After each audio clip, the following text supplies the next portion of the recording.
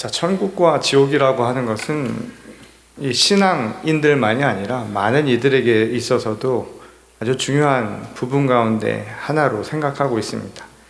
여러분들은 천국과 지옥에 대해서 어떻게 생각하십니까? 여러분들이 머릿속으로 또 여러분들이 상상하는 천국과 지옥의 이미지는 어떤 모습인가요? 이 사람들에게 사후세계라고 하는 것은 늘 호기심의 대상이죠. 왜냐하면 알 수 없는 곳이기 때문에, 미지의 대상이기 때문에 사람들은 그것을 굉장히 궁금해하면서도 동시에 두려움과 공포감을 함께 늘 갖고 있기 마련이라고 합니다. 지금까지 수많은 사람들이 사후세계에 대한 여러 이야기들을 우리에게 들려준 바가 있죠. 하지만 그 어느 것 하나 완벽하게 우리들의 궁금증을 해소한다거나 혹은 우리들의 불안감을 완전히 낮춰주지는 못한 것이 사실입니다. 기껏해야 이 불안해하는 사람들에게 또는 희망을 잃어버린 사람들에게 또는 현실에 대한 불만을 가진 사람들에게 약간의 위로와 또는 격려를 주는 그런 수준에 지나지 않을 경우가 많다는 것이죠. 근데 그렇게 다양한 이야기들 속에서 한 가지 공통점을 찾게 됩니다. 그것은 사후 세계에 대한 이미지나 또는 그 묘사가 언제나 현실 사회, 현실 생활, 우리들의 삶과 아주 밀접한 연관이 있다는 사실입니다. 예를 들어서 현실과는 아주 동떨어진 것이 아니라 이 현실에서 우리가 생각하는 상상력의 세상, 아주 이상향적인 모습들, 혹은 현실에서 내가 생각하는 가장 감각적으로 고통스러운 바로 그런 모습을 우리는 천국과 지옥이라고 하는 것으로 생각한다는 거예요. 여하간 현실이라고 하는 것을 기반해서 상상해내거나 또는 떠올릴 수 있는 세상이라는 것이죠. 사람들이 말하는 천국과 지옥의 이미지는 대개가 이런 형태로 만들어지는 경우가 대부분입니다. 하지만 기독교 신앙은 천국과 지옥을 단순하게 이미지로 표현하는 수준이 아니지요. 이 천국을 정의하는 가장 중요한 부분도 우리 눈에 보이는 이미지나 우리의 상상의 나래가 아니라 하나님의 임재라고 하는 것에 초점을 두고 있기 때문입니다. 이 하나님의 통치 아래 사는 세상, 그게 바로 우리가 생각하는 천국의 핵심 정의라는 거예요. 예수님의 말씀만 봐도 천국과 지옥을 묘사하는 것이 아니라 이 천국에 가는 자 그리고 지옥에 가는 자, 이 둘 간의 차이가 무엇인가, 이 이야기를 하는데 더 집중하는 것을 확인할 수가 있습니다. 물론 그 기준은 하나님의 통치 안에 살고 있는가, 다시 말해서 하나님의 말씀을 내 삶의 기준으로 삼고 살아가고 있는가, 바로 그 여부에 달려 있겠죠. 그것을 우리는 믿음과 죄의 차이라고 이야기하기도 합니다. 이 하나님의 통치를 따르는 믿음의 사람과 그렇지 않은 죄인을 구별하는 것, 이것이 바로 예수님의 말씀이라는 거예요. 그래서 예수님은 천국으로 향해 가는 그 믿음의 구체적인 길, 그것을 우리에게 알려주시기 위해 중점을 두셨죠. 어떻게 살아야 지옥이 아니라 하나님이 계신 천국의 길을 향해 갈 수 있을 것인가, 이 부분에 더 주목하셨던 겁니다. 오늘 비유의 이야기는 이러한 예수님의 생각을 아주 잘 엿볼 수 있는 여러 대목 중에 한 가지 말씀입니다.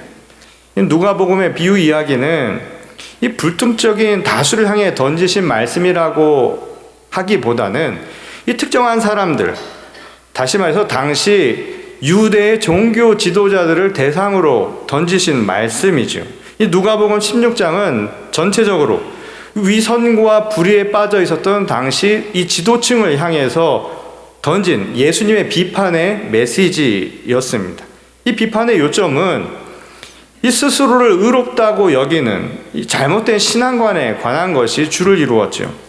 예수님의 눈에 그들은 불의한 청지기와 다를 바 없는 모습이었던 겁니다.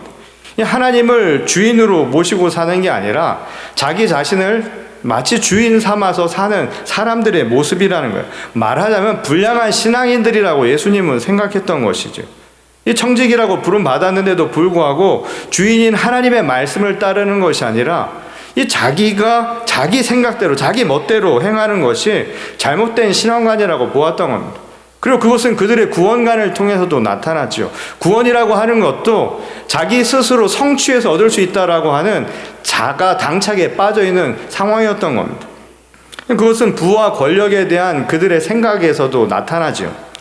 자신이 누리고 있는 현재의 부귀 영화, 부귀 권력도 이 스스로 만들어낸, 스스로 얻어낸 성과물이라고만 생각을 했던 거예요.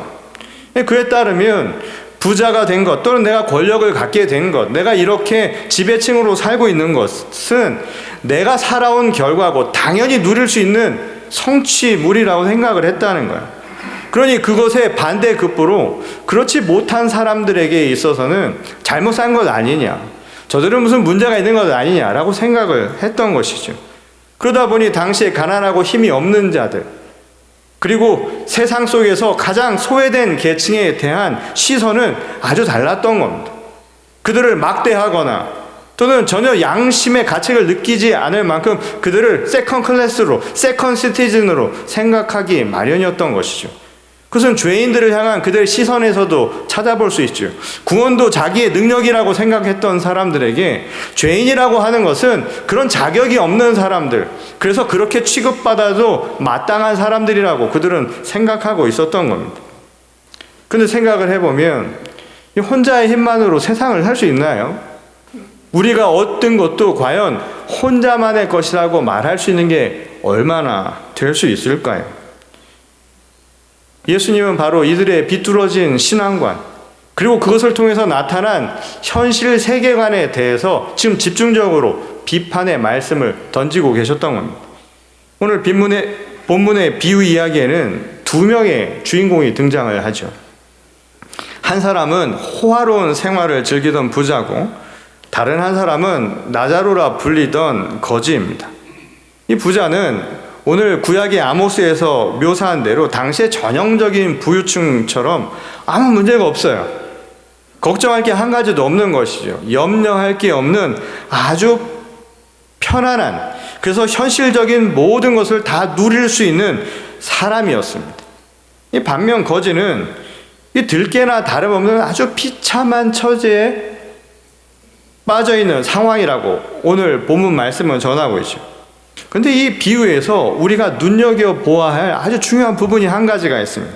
그것은 뭐냐 하면 현실이나 또는 사후세계나 둘 다 그 두 사람 사이를 가르고 있는 경계가 있다는 바로 그 지점입니다. 이 비유는 현실에서 둘의 위치를 가르는 기준으로 대문이라고 하는 것을 우리에게 언급하고 있죠.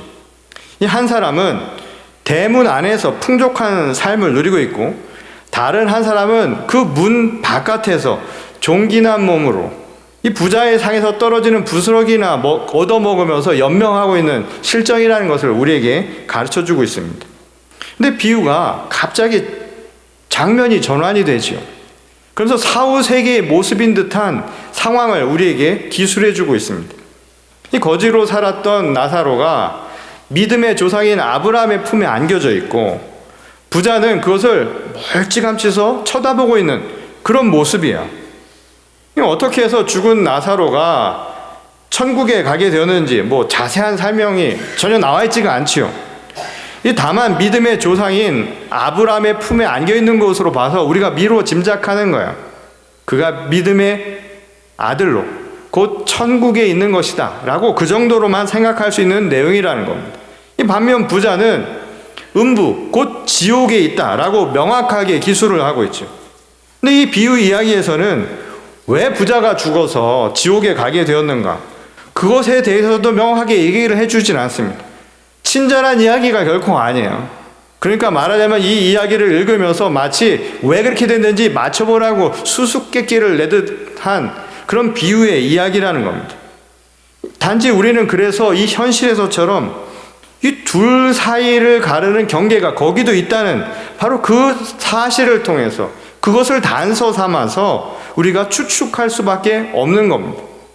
이 비유는 사후 세계에서도 이 현실에서 부자와 거지 나사로를 가르렀던 이 대문과 같이 둘 사이를 구분하는 경계가 있다는 것을 우리에게 가르쳐 주죠.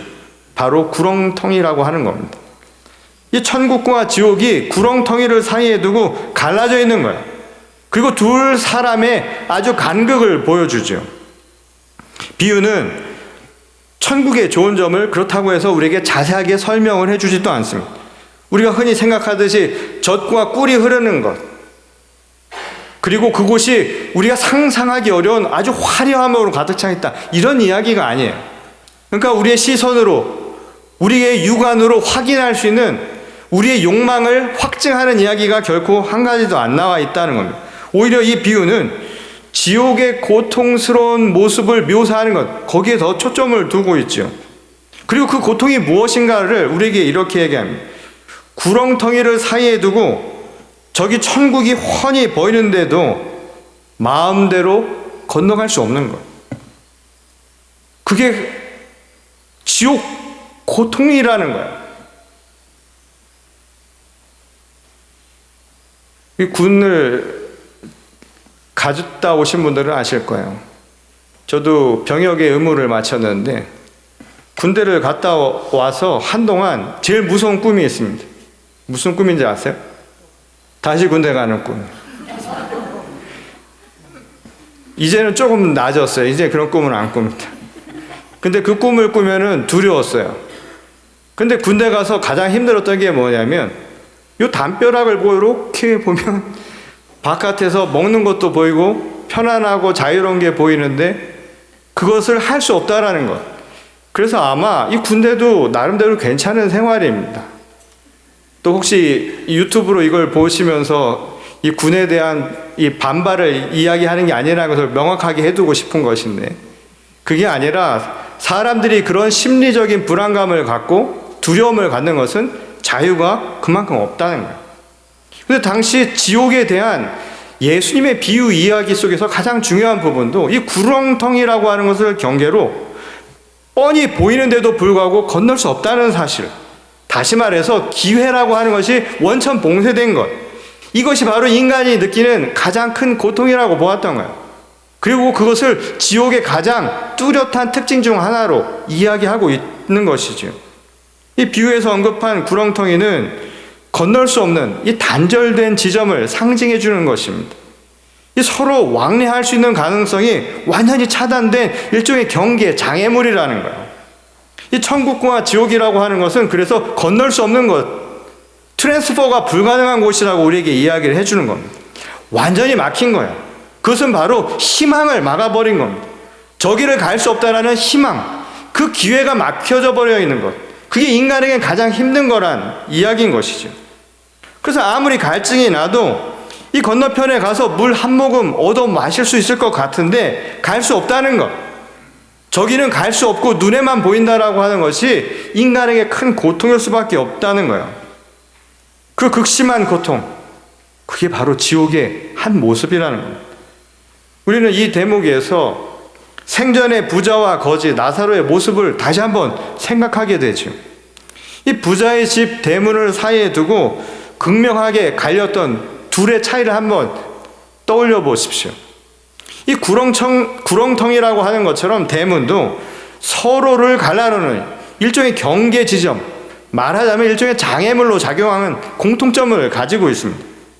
근데 이 비유에서는 이 둘 사이에 아주 커다란 차이가 한 가지 있다는 사실, 바로 거기에 주목을 하죠. 이 오늘 본문 말씀 바로 뒷 구절에 보면 이런 이야기가 나옵니다. 이르되 그러면 아버지여 구하노니 나사로를 내 아버지의 집에 보내소서. 내 형제 5이 있으니 그들에게 증언하게 하여 그들로 이 고통받는 곳에 오지 않게 하소서. 이 이야기는 이제는 희망을 잃어버린 이 부자가 호소하는 거예요.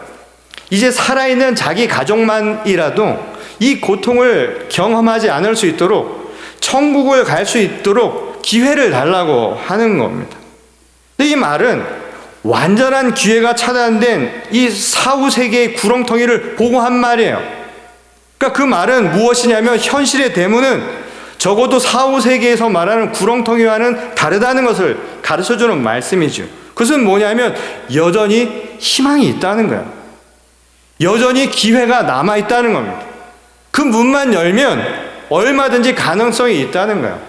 그 문만 열면 저 건너편에 있는 사람을 만나는 것은 하등 문제가 되지 않을 수 있다는 사실을 가르쳐 준 것이죠.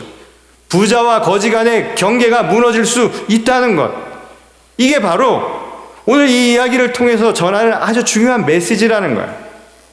이를 통해 예수님이 유대의 종교 지도자들에게 전하고자 했던 경고를, 그 핵심을 우리가 다시 한번 깨닫게 되죠. 지금 살아있는 동안 여러분 문을 열고, 마음의 문을 열고 저 바깥에 있는 사람들과 소통하지 않는 것, 가난하고 소외된 이들과 소통하지 않는다면 구렁텅이로 가로막힌 희망 없는 세상을 볼 수 있게 된다는 거예요. 일종의 경고의 메시지죠. 그 문이라고 하는 것도 저 보이는 저 문이 아니죠. 실상은 내 마음의 문이라는 거예요. 내 마음의 문만 열면 저 문을 여는 것은 아무것도 아니라는 겁니다. 그 문을 열 수 있을 때 열라고 이야기한 거예요. 그것이 바로 천국으로 향하는 일종의 열쇠라는 겁니다. 마음을 열지 않는 자에겐 천국 문도 열리지 않는다는 거예요. 기대하지 말라는 것이죠.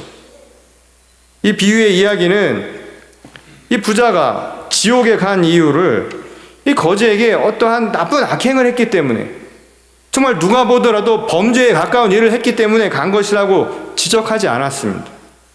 오히려 문을 열지 않은 거예요. 아무것도 안 한 거. 그게 문제라는 거예요. 아주 무서운 이야기죠. 나쁜 일을 해서 지옥에 간 게 아니라 아무것도 안 한 것, 무관심한 것, 무책임한 것, 그게 바로 문제였다는 거야.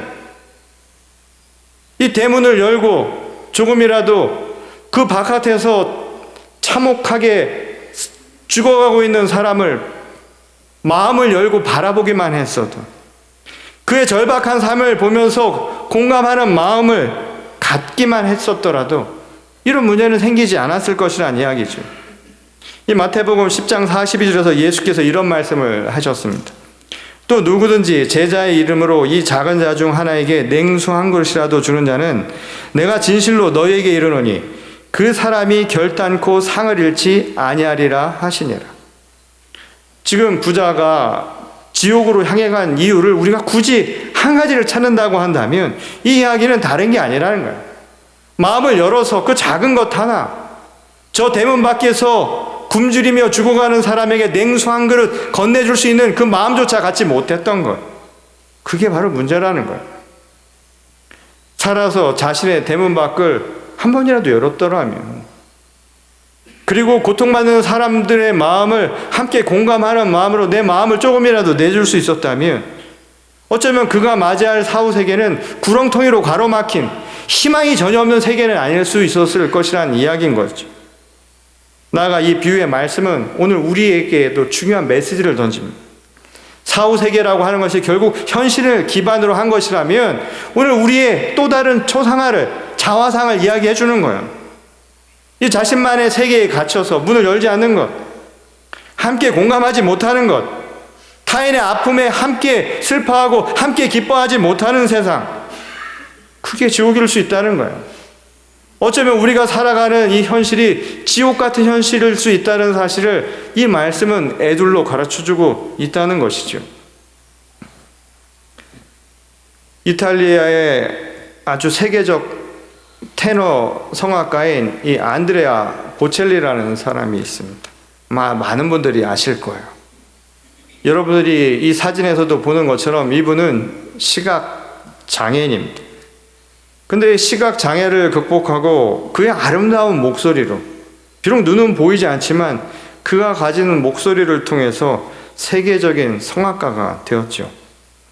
그가 2009년에 발표한 크리스마스 이 노래 중에 하나님은 우리 모두에게 축복을, God bless us everyone 이라고 하는 이 곡을 발표한 바 있습니다. 이 노래는 찰스 디킨스의 소설인 크리스마스 캐럴을 영화화한 그 작품의 주제곡으로도 사용되어서 널리 알려졌다고 하죠. 여러분, 크리스마스 캐럴은 구두쇠인 이 스크루지의 영감의 이야기로 너무나 잘 알려진 작품이죠. 근데 그 가사에 일부에 이런 이야기가 나옵니다. 하나의 촛불이 어두운 밤을 물리치고 이제 우리 두 눈은 태양보다 더 밝은 빛을 볼 수 있다니 기적은 이미 시작되었다니. 우리 모두에게 축복을.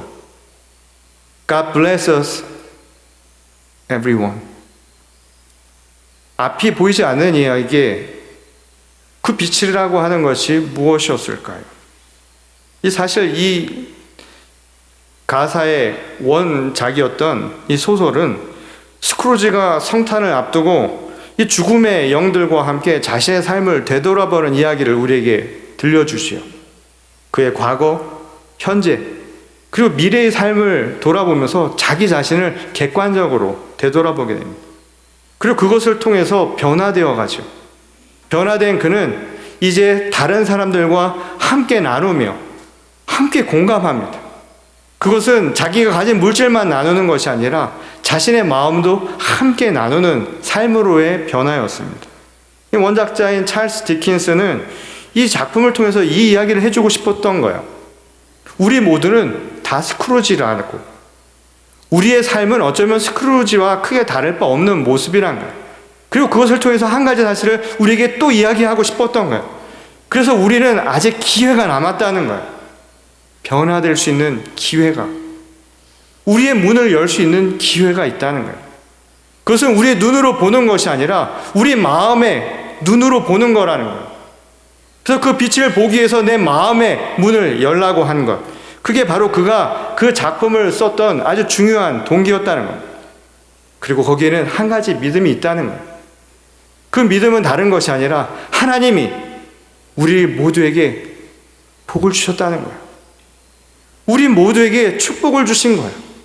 하나님은 우리 모두에게 동일한 은혜를 베풀고 계시다라는 그 믿음 때문에 세상을 달리 볼 수 있다는 것입니다. 그것이 우리의 경계를 허물게 된다는 거예요. 우리의 막힌 담을 허물고 닫힌 문을 열어서 함께 볼 수 있는 그 희망의 빛이 바로 거기에 있다는 사실을 가르쳐 주는 것이죠.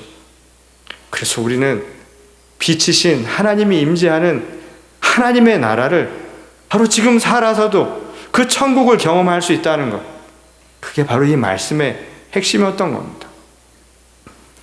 어제 우리 북가주 코커스에서 근 4년 만에 인펄슨으로 선교 디너를 갖게 되었습니다. 저희 교회에서도 어제 아침부터 그냥 많은 음식들을 준비해가지고 여러분들이 같이 선교 디너에 참석을 했습니다. 그 선교 디너를 위해서 티켓을 사주신 분들, 간접적으로 참여해 주시고 또 응원해 주신 모든 분들께 이 자리를 빌어서 다시 한번 감사를 드립니다. 근데 이 선교 디너에서 우리가 하는 사역 중에 하나가 바로 거기에 모인 기금을 통해서 우리 지역에 있는 미자립 교회, 선교 교회를 돕는 일입니다. 저희 코커스는 지난 20여 년 넘게 이 아름다운 전통을 지금까지 지켜오는 거의 유일무이한 이 연합감리교회 한인교회 코커스 중에 하나입니다. 근데 어제 한 목사님이 이제 재개척을 하면서 자기 교회에 선교 보고를 해주신 바가 있습니다. 교인이 12명이라는 거예요. 근데 12명이 아주 큰 교회 건물에서 예배를 드리니까 항상 마음이 늘 비어있는 듯한 생각이 들었다는 거예요. 근데 그 교회가 이전 교회에서 성전을 옮기게 되었습니다. 좀 더 많은 분들이 나올 수 있으라고 옮긴 거예요. 그런데 처음에는 14명이었는데 옮기고 나서 오히려 2명이 더 줄었대요. 12명이 된 거예요. 그러니 목사님이 얼마나 힘들었겠어요. 그런데 설교를 하러 강단에 올라서서 딱 보니까 갑자기 이순신 장군의 말이 떠오르더라는 겁니다. 신에게는 아직 12척의 배가 남아있습니다 라는 말처럼 12명이 앉아있는데 어쩌면 그렇게 하객진의 모습으로 이렇게 쫙 펼쳐서 앉아 계시더라는 거예요. 공간이 넓어서 이렇게 몰려 앉아 있으면 굉장히 빈 공간이 더 크게 보였을 텐데 성도들이 마치 계획이라도 한 것처럼 12분이 쫙 퍼져서 하계의 모습으로 그 자리를 채우는 모습을 보고 마음이 채워지는 걸 느껴졌다는 거예요. 근데 놀라운 경험을 하는 것이 뭐냐면 사람과 사람 사이에 그 큰 공간이 잘 보이지 않더라는 거예요. 왜 그랬을까요? 성령의 임재를 느낀 겁니다. 사람이 아니라 그 사람 사이를 메우고 계신 정말 성령을 느낀 거예요. 저는 그 이야기를 들으면서 많은 반성을 했습니다. 지난 2년 동안 다시 돌아오지 않는 성도들, 또 채워지지 않는 빈 자리들이 있는 것을 보면서 왜 이럴까? 내게 무슨 문제가 있는 걸까? 라는 생각을 솔직히 하기도 했습니다. 그리고 그것을 위해서 더 무언가를 해야 될 건가만 고민을 했었습니다. 근데 그 가운데 보지 못한 게 뭐냐면 이 공간을 메우고 있는 성령의 역사를 보지 못한다면 그것은 아무 소용이 없다는 사실을 깨닫게 된 것입니다. 이 또 다른 한 목사님은 은퇴를 하시고 이제 프레즈노에 있는 연합감리교회, 여러분들도 아실 거예요. 우리 13개 한인교회 중에 하나인 프레즈노 교회가 팬데믹 기간 동안 교인들이 떠나고 그리고 예배를 할 수가 없어서 교회의 문을 닫기로 거의 결정을 했습니다. 근데 지난 연회에서 파송할 목사가 없어서 결국 문을 거의 닫을 상황에 처해 있을 때 제가 우연히 연회에서 식당에서 은퇴 목사님 한 분을 뵀습니다. 그리고 그 목사님께 졸랐습니다. 목사님, 그 근처에 사시니까 제발 그곳에 가셔서 교회를 좀 살려주십시오. 그 목사님이 어제 나오셔서 두 가지 의리 때문에 은퇴하고 편안한 삶을 포기하고 다시 목회를 시작했다라고 말씀하셨습니다. 그 첫 번째는 뭐냐면 하나님과의 의리라는 거예요. 지금까지 우리를 살리신 교회를 주신 하나님에 대한 의리로 그 일을 맡았고요. 또 하나는 저와의 의리 때문이라는 거예요. 사람과 사람 간의 의리 때문에 그 교회를 가게 되었다는 거예요. 저는 어제 그 말씀을 하시는 것을 들으면서 직감적으로 느꼈습니다. 아, 저분이 저를 뚜렷이 쳐다보면서 저 말씀을 하시는 데는 이유가 있다. 우리가 도와야 되겠다. 제 마음을 파고드는 성령님의 음성을 들었습니다. 지난 47년 동안 여러분이 몸담고 있는 산타클라라 연합감리교회는 우리 북가주의 많은 미자립 교회를 도왔던 장자 교회입니다. 비록 우리도 지난 팬데믹 기간 동안 힘들고 어려운 시기를 똑같이 경험하고 있는 것은 마찬가지이지만 우리에게 주신 하나님의 또 다른 소명입니다. 그것은 아직 비어있는 사람들, 아직 저 대문 바깥에서 우리에게 또 다른 기다림을 요청하는 이들, 그들을 향한 우리의 마음을 또 한 번 여는 일입니다. 그리고 그것을 통해서 천국이 저 멀리 있는 게 아니라 바로 우리들 가까운 곳에 있구나. 그래서 우리가 교회에서 하나님을 찬양하면서 하나님의 은혜를 체험하는 것처럼 우리 주변의 많은 교회에서도 비록 힘들고 어렵지만 하나님께서 우리에게 베푸시는 큰 희망을 함께 나눌 수 있는 그런 세상을, 또 그런 시대를 우리가 함께 만들어 갈 수 있기를 소원합니다. 저는 그것을 위해서 우리 교인분들이 함께 합심해서 하나님께서 원하시는 선을 이루는 귀한 교회와 또한 성도님들 모두가 될 수 있기를 주님의 이름으로 간절히 축원합니다. 우리 다 같이 기도하시겠습니다. 아버지 하나님, 감사를 드립니다. 우리는 연약하지만 하나님께서는 강하시고 우리는 부족하지만 하나님께서는 완전하신 분임을 고백합니다. 오늘 여전히 우리들 사이를 가로막고 있는 여러 가지 경계와 장애물들이 있습니다. 우리의 마음의 문을 열면 그 경계도 무너지는 것임을 다시 한번 깨달았으니 우리의 마음문을 열게 하시고 우리의 시선을 변화시켜서 하나님의 나라를 이 땅 가운데서도 모두가 체험할 수 있도록 은혜를 더하여 주시옵소서. 특별히 우리 교회를 축복하셔서 지금까지 지켜오신 것 감사드립니다. 무엇보다 이 날에 이르기까지 이름도 없이 빛도 없이 수고한 수많은 주님의 종들이 있습니다. 오늘 그분들 한 분 한 분들을 위로하시고 주님의 크신 손길로 격려하여 주시옵소서. 그리고 저희들도 이제 남아서 하나님의 일을 잘 감당하여 우리 주변에서 힘들어하는 이들, 저 대문 바깥에서 여전히 도움을 청하는 모든 이들에게 하나님의 사랑을 전하는 축복의 통로로 삼아 주시옵소서. 주께서 저희와 함께 하신 줄을 믿사오며 거룩하신 우리 주 예수 그리스도의 이름으로 간절히 기도드렸습니다. 아멘.